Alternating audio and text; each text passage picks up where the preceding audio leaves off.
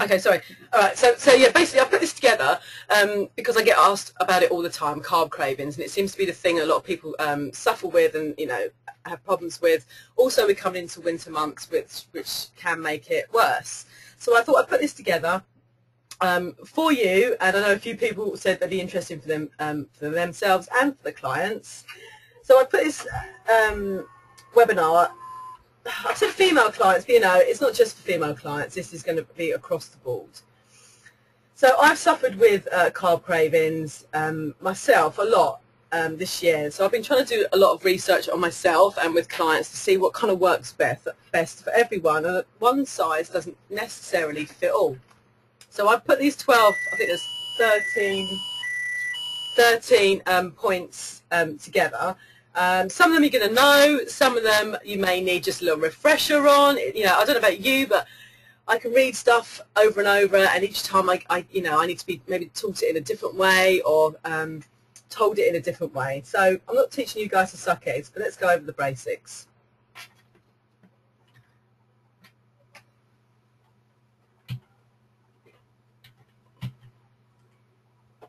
So it seems like people think that carbs are really bad, and we get into this whole food group thing that, you know, it's either fat's really bad or sugar's bad or carbs are bad. And you know, as soon as we start to think of food as good and bad, I think we're in problems, because that's when we start to think, you know, if we're being good or bad, and it's just food, right? So I try not to say whether it's good or bad. We all need some kind of carbohydrates. We just need to choose the right ones. So what are carb cravings? You know, we've got two kinds basically. We've got physical and psychological. So we've got kind of like two kind of hungers. You've got a physical hunger, which is when your belly's growling, and you've got psychological hunger, which is when your brain's growling. So, you know, there's two different types which we can cover as we go through. I'm not going to get really into too much technical detail about hormones and responses. I'm going to really try to keep this simple and remind ourselves of the basics. You know, we're going to talk about triggers, and you know, we've got to understand how sugars and carbs trigger the reward systems in the brain. So it's not just about don't eat something. You know, we've got to learn how to work with our brain chemicals to reduce the cravings. Sugar and fat together, research has shown, are a lethal craving combination. They make us eat more.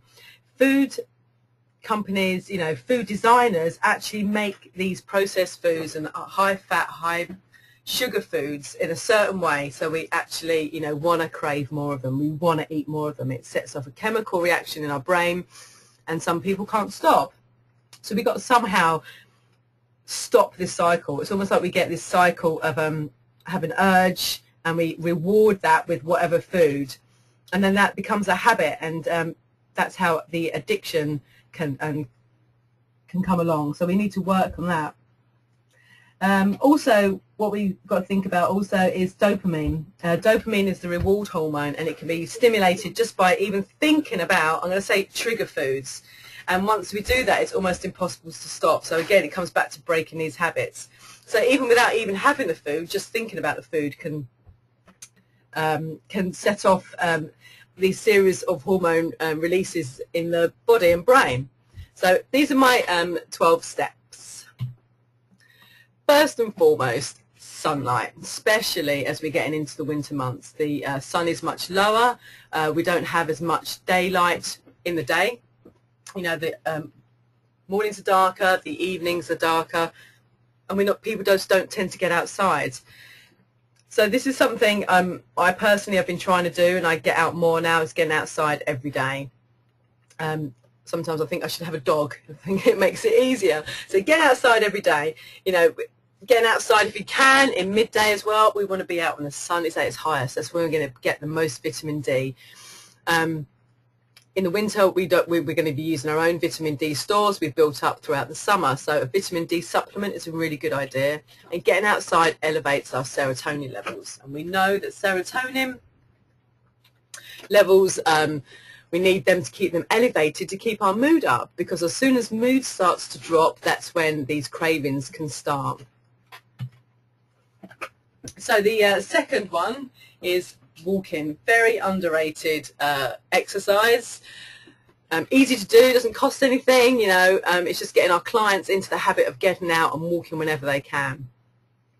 I put also there yoga and Pilates, as long as it's kind of gentle yoga, not your power yoga, Ashtanga kind of stuff, because it's quite, we're looking at not looking at ourselves aerobically, we're looking at kind of a leisurely kind of exercise, reducing our stress hormones, and walking it sensitizes to insulin, so it means we are more sensitive to insulin, which is what we want. Walking, ideally outside, goes back to point one. We're getting our sunshine, we're getting our daylight, getting outside, getting that fresh air. It lifts the mood, it reduces stress. And as I said, we can include this in everyday life. Your clients can put 10 minutes in. You know, ideally we're looking at, you know, an hour walking every day. And for some people that may seem impossible. So if that's the case, you know, let's just start with 10 minutes. I know myself, if I'm indoors and I'm stuck into work, you know, the last thing sometimes I want to do is actually get up and go out. But I just think, oh, I'm going to go out for 5 minutes. And when I get out there, you know, I actually enjoy it. I'm out there, even if it's wet or cold, getting out just makes me feel so much better, much more productive. So what do we have to remove from the diet then to help with these cravings? You know, we've got to get rid of the high GI foods, which is the foods we're craving. So it's a bit of a catch-22, but we've got to try as much as we can to reduce these high GI foods, you know, these white processed foods, the ones that we're going to be craving during the winter months for that energy, for that fast fix, for that feel-good feeling. And we'll talk about later how we can manage ways of reducing and stopping that habit. Too much caffeine. Caffeine's very stimulating, and so we've got to try and reduce that. That also has been shown to help with carbohydrate cravings. So in this high GI foods, I've put in sugars and stuff because many of my clients don't realise that, you know, sugars are included in this, in that, especially the honeys and the agave syrup and artificial sweeteners just confuse the brain. So we need to get rid of all that stuff as well. Dairy is an interesting one. Got quite a high insulin response, even though it's low GI. So removing dairy as well, because of the insulin response, is a good idea. So I don't like to talk too much about stuff we're removing, because as soon as we start to say to a client, let's remove stuff, they want more of it. So let's think about what we can eat. So usual thing, let's encourage our clients to stock up and eat lots of different types of vegetables. So it's the right kind of carbohydrates. It's the non-starchy vegetables we're looking at. So they're filling their plates, they're feeling satisfied, and they're getting all the nutrients that their body needs, which again can reduce the cravings. And I've said here, don't get over hungry. Now, we're all individuals. Our clients are individuals. We're individuals. We know how our body works. Some people can go much longer between meals, and it doesn't affect their blood sugar levels. Some people need to eat closer together. So I'm not going to give, eat every 4 hours, because that won't suit everyone. But it's getting to know our bodies and getting to know how long we can go. Yes, we don't want to be constantly grazing, but we don't want to be getting starving hungry. So it's monitoring those levels and eating well at each meal. So again, concentrating on eating lots of protein and non-starchy vegetables. I get asked about fruit quite a lot, about being high carb, and I think sometimes we can get a little bit wrapped up in these finer details, but these types of fruits seem to have the lowest insulin response. So your berries, which are brilliant for us, apples, pears, and kind of grapefruits. You know, if a client's going to have a biscuit or they're going to have a banana, you know, banana's going to be the better one, I guess. But ideally, which is what we're kind of trying to promote. And when we're breaking our fast, some people don't like breakfast. So whenever they break that overnight fast, you know, let's have protein in there. Really going to help set them up for the cravings for the rest of the day, because what we have for our first meal of the day really can affect how we're feeling later on in the day. I don't use protein shakes, but I do use branched chain amino acids in itself. These can be really good standbys, and they can really help people out, you know, to have that rather than reaching for a quick fix, high sugar, high carb food. I would say, you know, it's better to have a protein shake. And then if people are snacking, let's make it protein-based again. You know, protein does cause an insulin response. Any food causes an insulin response. Protein will cause lesser than having a carbohydrate. And this one is one that I'm learning very slowly, is to chew our food well and slow down our eating. One, because of our digestive system. You know, this is where it all starts, in the mouth. And it also has keeps us and helps us become more satisfied. So if we're actually mindful of what we're eating and not doing anything else while we're eating, watching TV, on the computer, on your laptop, whatever it is, actually acknowledging and being mindful of what we're eating, our brain actually registers the food we've eaten. We slow down and we feel fuller quicker, and we feel more satisfied. I don't know about you, if you've ever been in a situation, you've been doing something, you've just eaten something really quickly, you haven't even really thought about eating it, you don't feel satisfied. And the tendency is then to be hungry sooner rather than later. And fibre. Fibre is really good to have in our diets, because they keep us fuller for longer, and it slows down the transit time of the food through our digestion system, so it'll keep us fuller for longer. It also, we have two types. We've got insoluble fibre, which helps, basically it helps the bowel to pass food through quicker by bulking it out. So this is things like brown rice, things like lentils and oats and pulses. They're really good insoluble fibre. You've got soluble fibre, which these contain like pectin as well, which is in apples. And this type of fibre helps lower cholesterol levels, and most importantly for what we're talking about tonight, help controls blood sugar levels as well.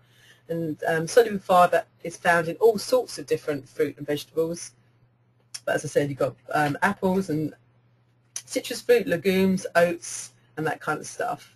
So that's really important. Think about putting these all in a meal together. All good so far, I hope.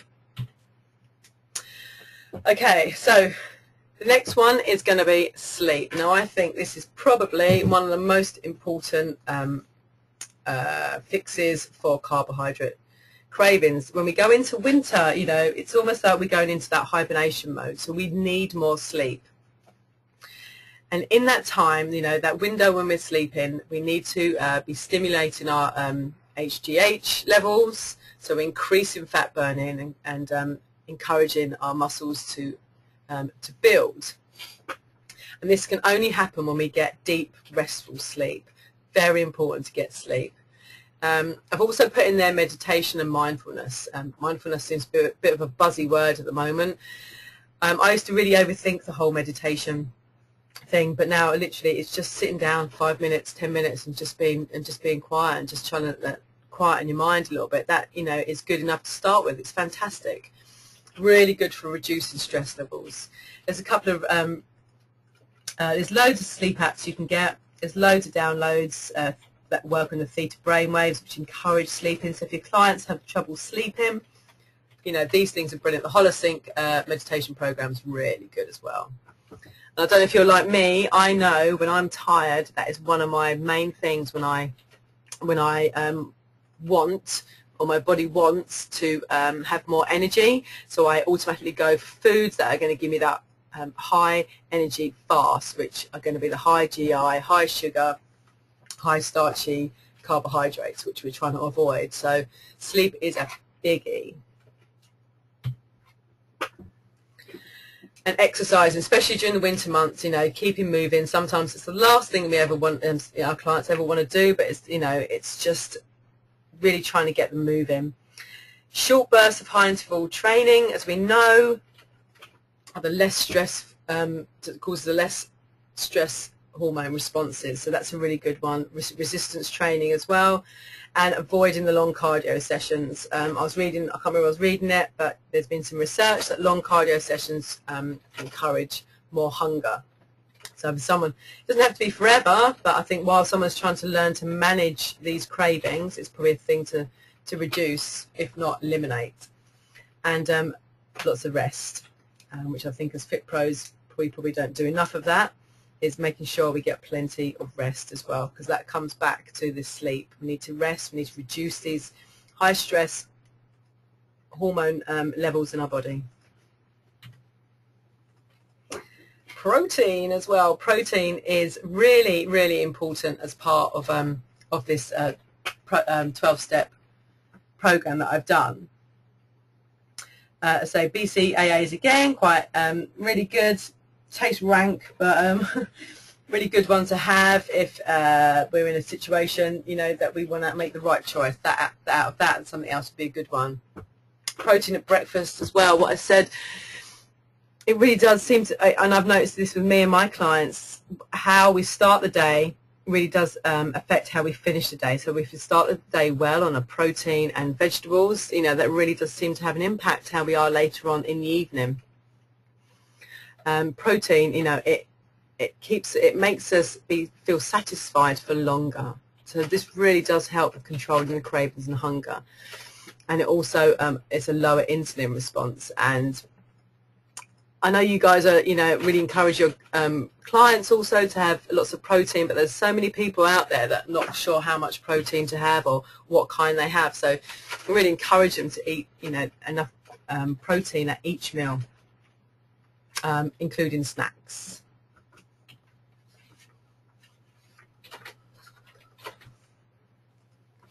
So another way to really help, so we're talking about brain chemistry now, that was going to really help with the cravings, is to think about the dopamine and serotonin.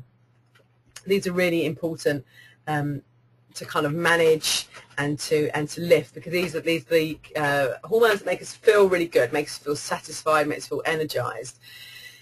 So cocoa, your clients are going to love this. Cocoa's brilliant. It really does help lift your dopamine levels. Now we're talking about 100% pure cocoa, so it's not your hot chocolate, it's the pure cocoa, and I drink it, literally make it up with hot water and a milk substitute, whether it's a nut milk or something. You could even, if your client wanted to, put a bit of xylitol or something in it. It's very satisfying. It seems to help with energy levels, and it just seems to be a really good I suppose like a little pick-me-up, really, and again it increases the dopamine. So it's tapping into that reward system in your brain, but without doing any damage.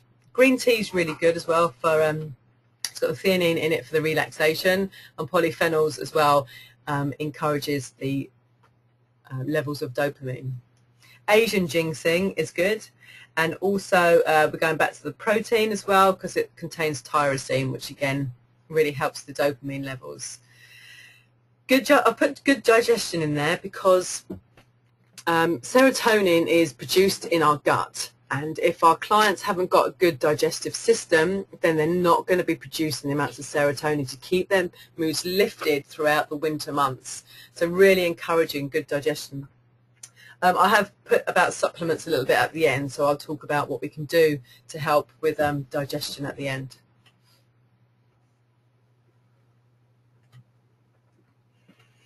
And reducing stress, good old stress. I think stress and tiredness seem to be the most popular triggers for carbohydrate cravings.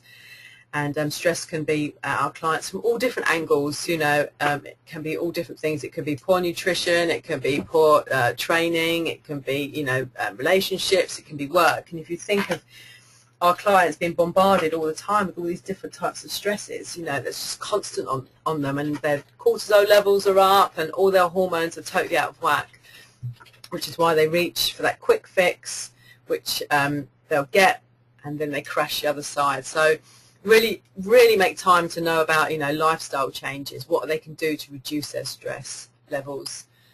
Sleep, walk and rest, you know, they are just such a good combination for reducing stress. Walking, I don't know, I said about it at the beginning, but it's a really good stress buster. Nice gentle walking, you know. They can even put something on, I listen to stuff on my iPod as I'm walking, and it's just really relaxing. Tulsi tea and licorice tea, really good teas for reducing stress. There are other teas out there as well. We are lucky now, there seems to be so many different types of herbal teas we can try, but those are the two that seems to be the most research on.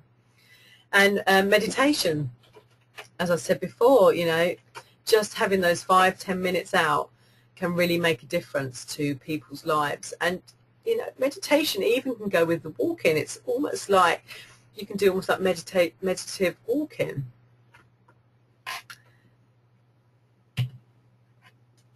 Coconut oil is brilliant for cravings, brilliant for cooking, and also good if you can, some people don't like it, off the spoon as well. Really good for energy, really, really good for energy, and it doesn't do anything to insulin levels. So the fatty acids nourish the cells without the need for insulin, so it kind of just hits straight into energy, and it seems to help with cravings. All good. Now, I wasn't sure whether to put fasting in here or not because of my own experiences with fasting. So I just think we need to be a little bit cautious because I tried fasting last year. I'm going to be honest, okay, I didn't do so well on it. It caused me to binge really badly, and I had to spend a little while trying to get myself out of that. And it's taken me a few months this year to try and get me out of this cycle. But fasting really works for some people, and it is really good at reducing insulin sensitivity. Having said that about fasting, I have been dabbling a little bit again in trying to just fast overnight. Some people really enjoy fasting, and they can go, 12, 24 hours, and they're absolutely fine. They get brilliant results, and that's fantastic. But I just know that I have to be a little bit careful because of what it's done to me. I know it's affected other people. So just be a little bit careful with this. 12 hours overnight is quite easy. It's a bit of a no-brainer. You do most of it as you're sleeping, which is great. And also, a few hours before you go to bed, it's always good not to have food as well, because that just helps with sleep and everything else. So that's really good. If you're going to do longer fasts, I've been reading you can use branched chain amino acids, but then I guess it's not a true fast if you've got those coming in. But you're still reducing the amount of food that's coming in, so it's also giving the digestive system a bit of a rest. So I'm not going to talk too much about fasting. It's had a lot of time in the press and amongst us guys, so I'm going to leave that one for you, but I thought I'd better put it in there. Okay, so what I've said on this one is stop, because it's all very well we do all this about cravings, but what can you give your clients to do? What tools can you give them to use when they're actually in it? When they're actually, it's on them, they're in a craving, and they want to push the sod it button. What can you do to help them? So I've just put a few things up here, and I'm sure you can come up with loads and loads more. I think for me, it's getting clients to listen to their body, being a little bit more in touch. What is it we really want?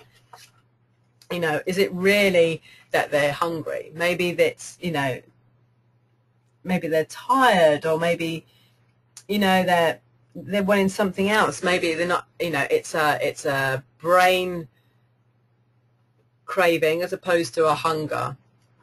Phone a friend. Sometimes, that distraction really works. Go for a walk. You must think I'm obsessed. Have a hot drink, cocoa. Have a bath, stretch, drink some water. I haven't mentioned water in here, but clearly, lots of water is involved. Foot press-ups. Just, it's that distraction thing. And I've said there, say no, which, it sounds obvious, but it's not easy. But what that is doing is, we can unlearn the cue reward. So when we're getting these cues, when we're smelling something that's triggering a craving or something, we can choose, we can teach our clients to choose to say no, okay, because we start to unlearn that connection and undo those habits, and plan. If we've got crap in the house, it's easy to eat. If we haven't planned out our meals, if we haven't, we've got the right vegetables and protein in the house, if we plan, then we've got it nailed. I could have written loads of supplements, but these are the main ones I've put on there. So the top two are adaptogenic, and they seem just to really kind of balance out the body. Really good ones to use. I'm not sure about the dosages and stuff for your clients, so you know, you either send them to a herbalist or you do a little bit of your own research on that. Magnesium, you know, I think most people are probably deficient, and all my clients have had such good results by putting them on magnesium.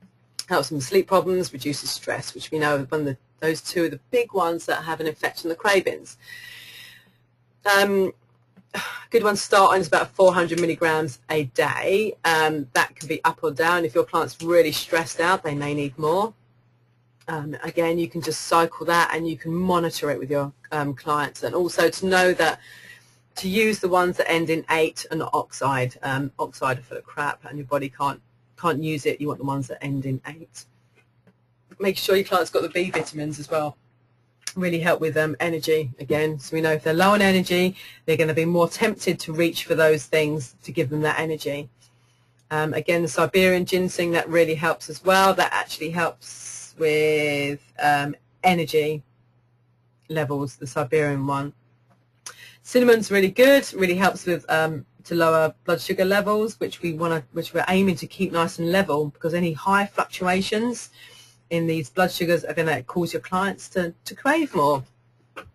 A teaspoon a day, you know, it can be put on lots of different things, and that's really good. I think you can even take it in a capsule.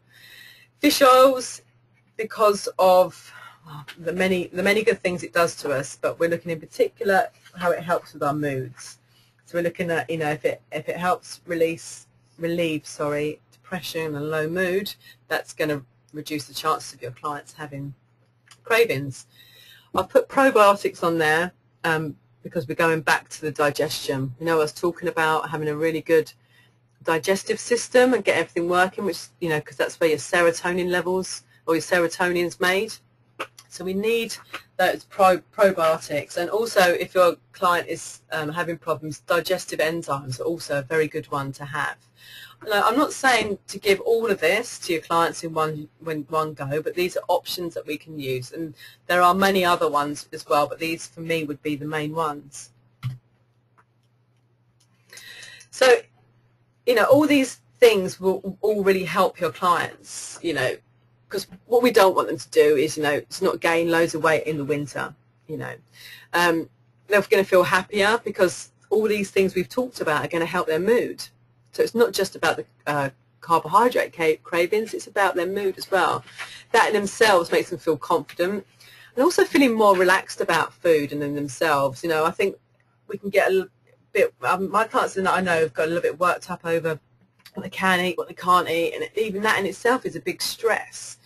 So it's about being a bit more relaxed around food. You know, it's about learning about our bodies. It's about knowing what works well for us and what doesn't. You know, journaling really works well on that. And yeah, it's a bit of a pain, but it's, you know, you're going to get long-term results. So we're learning new habits and not having to rely so much on willpower, because willpower can only last so long. So let's learn these new habits and teach our clients these new habits. And your clients, they can understand how their body works and realize it's not really their fault that they get the cravings. You know, there's other things underlying it. It's not just because, you know, they're greedy or something. You know, there can be underlying issues why they're getting these cravings, and that in itself can be a huge relief. So I've put here, get them to list foods and situations that can cause problems and make a plan. So if there's certain situations they're in, or there's certain foods that increase the chances of them maybe giving in to something they shouldn't do, like, you know, the high carbohydrate foods, which we know we want them to avoid to reduce more cravings, you know, get them to actually write this down and make a plan what they can do. So, you know, it's almost like they can mentally rehearse what they get in that situation. They're going to say no, or they're going to, you know, whatever they're going to do. And that just strengthens their resolve, and their chances are of actually, you know, being able to control and have some choice in the situation. I've also got here, before they're giving into a craving, you know, trying to stop and ask, you know, if it's emotional, what is it? Are they tired? Are they fearful? Are they angry? Instead of actually wanting food, because, you know, when it's an emotional craving, that's what it can be as well. You know, it can be something else. They're trying to maybe use food as an emotional crutch to change the way they feel. So if they actually start to engage in how they're actually feeling and actually voicing that, you know, actually having that conversation with themselves, you know, what's going on. It just kind of takes the power out of the craving a little bit. And they're not helpless, you know. They've got to think and they've got to make a decision quickly. You know, if they're in a situation that's like, oh, shall I have that? Shall I not? Shall I have it? Shall I not? You know, their resolve starts to get less and less and less and less. And they think, oh, sod it, I'll have it. You know, if they just think and go, right, I'm not having it, and that's it. And that's what I've said there, mentally rehearse the situations. They may be tempted. You know, we all know that a visualization really is so powerful, and they can use this with their cravings. And this is a really good one. You know, it's play it forward. Ask your clients how are they going to feel after they've had it. Because 9 times out of 10, they're going to feel rubbish, aren't they? If they're going to have something that's high fat, high sugar, that lethal combination, you know, they're going to feel rubbish. So it's like, well, is it worth it? And if they make that choice to have it, well, that's fine. Enjoy it. You know, don't have it and feel guilty. Have it, really enjoy it, and just, you know, and then the next time they can make their decision again. How you doing, guys? Still with me? Okay, so, woo! I've said there because, you know, there's so much, you know, information there. There's so much. But what you want to do is not suddenly take all this away and give it to all your clients in one go, because that would just, you know, too much stress again.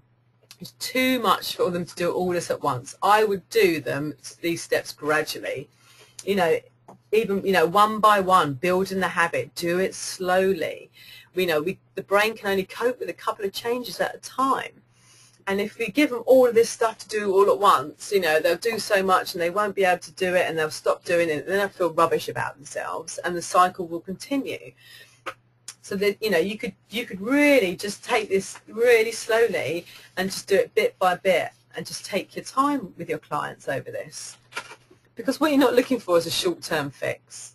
I know people want to lose weight and stuff really quickly, which, you know, is fine, but the last thing we want to do is to have this, you know, binge and everything, and, you know, because it's just not really going to get your clients any results. They're just going to make them put on more weight in the long run.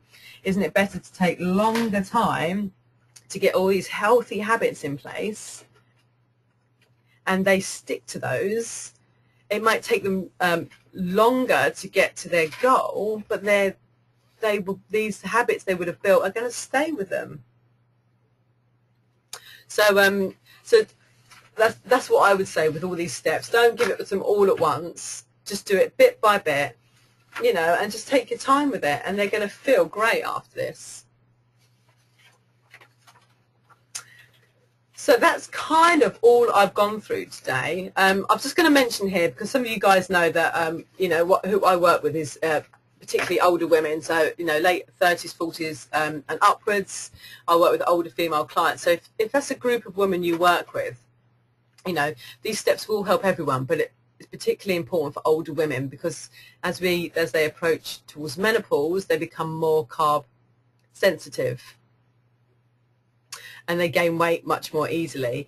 And also the fluctuating blood sugar levels affect mood and hormones. So this kind of stuff for older clients is really worth nailing really quickly, because as they get older, it's going to be much harder for them to lose weight, because the body's has different mechanisms in place. That's what's the older women to actually hold on to their fat reserve, because in their fat, that's where they're making one of the types of estrogen. So if you are working with your older female clients, it's really important to get this kind of stuff nailed, these these carbohydrate cravings, and changing their plate so it looks like it's more vegetables and proteins, and changing the way they train, because you'll get much better results with them. And that is near enough about it, guys. I'm going to open it up for a couple of Q&As. I'll probably do it by chat. But I just wanted to, you know, I've given you loads of information here that you can take away and really help with your clients.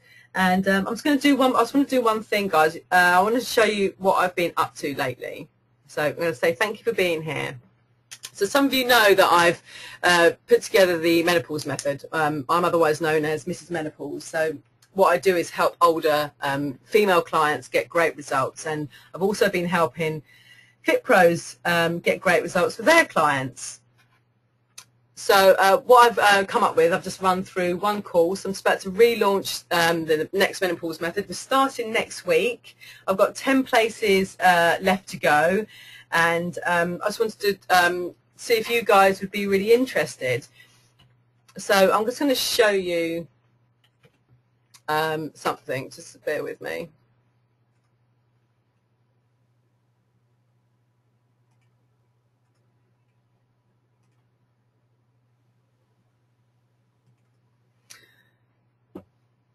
So guys, if you are interested in anything, you've got to go across to the it's called the menopausmethod.co.uk. I've got a page up there with loads of information on there, and you can go in, you can go and have a little look, and maybe if you're interested, it'd be really great to have you on board. And I can, all this kind of stuff I've covered tonight, you know, I cover all that kind of stuff and more to get your older clients really good results.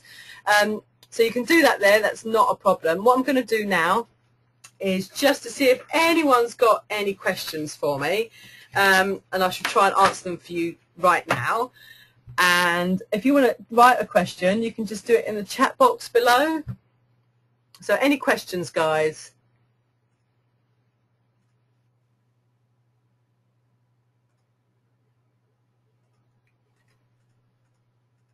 No? Cool, cool. Well, if you do think you've got any questions at all afterwards, you know, you can come and find me on Facebook, or you could send me an email at tanith@tanithlee.co.uk. Not a problem at all. Any questions about the Menopause Method as well, if it's something you'd really like to be interested in. This is the last one I'm doing until about March, because I need to concentrate on a new project in the new year. So if you do want to get on board, that would be fantastic. And I'm going to leave it there and say thank you very much, and I'll see you soon, guys. Take care. Thanks.